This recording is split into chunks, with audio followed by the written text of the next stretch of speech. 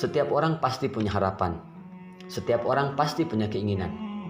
Seandainya kita bertanya kepada orang yang hidup dalam kekurangan, dalam keterbatasan, dalam kemiskinan, apa harapan hidupmu saat ini?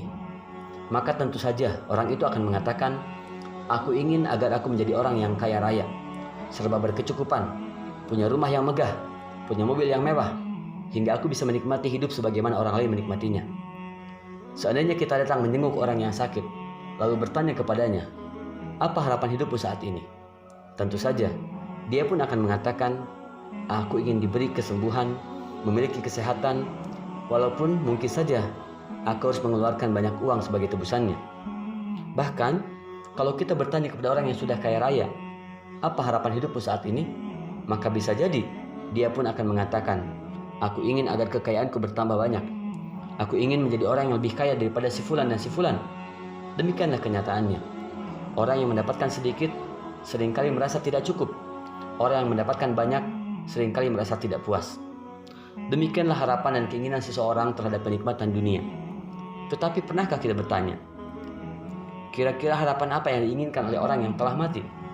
Ternyata orang yang telah mati itu, mereka sama sekali tidak mengharapkan agar Allah melimpahkan kepada mereka kenikmatan dunia. Mereka sama sekali tidak mengharapkan kesehatan maksimal agar mereka bisa menikmati berbagai fasilitas dunia. Tapi harapan mereka saat itu adalah seperti yang Allah gambarkan dalam Al-Quran, surat Al-Mu'minun ayat 99 dan juga ayat 100. Allah mengatakan, hingga apabila kematian datang kepada seseorang dari mereka, dia pun berkata, ya Tuhanku, kembalikanlah aku ke dunia agar aku bisa melakukan amal soleh yang dahulu aku tinggalkan. Ternyata di antara harapan mereka yang sudah mati itu adalah mereka ingin agar diberikan kesempatan kedua untuk hidup kembali di dunia, supaya mereka bisa melakukan amal soleh yang dahulu mereka tinggalkan.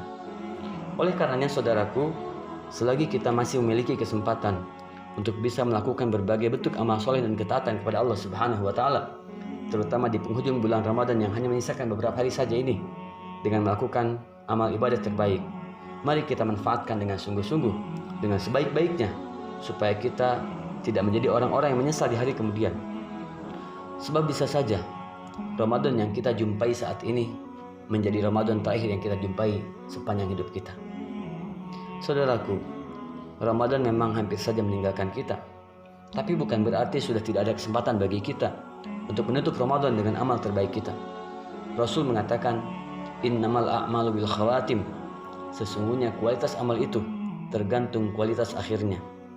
Artinya, kalau kita mampu memaksimalkan kesempatan terakhir yang Allah berikan kepada kita, maka tentu saja bukan hal yang mustahil Allah akan mencatat kita sebagai orang yang husnul khatimah, mencatat kita sebagai orang yang mendapatkan kemuliaan Lailatul Qadar, serta menghimpun kita bersama orang-orang yang bertakwa kepada Allah Subhanahu wa Ta'ala.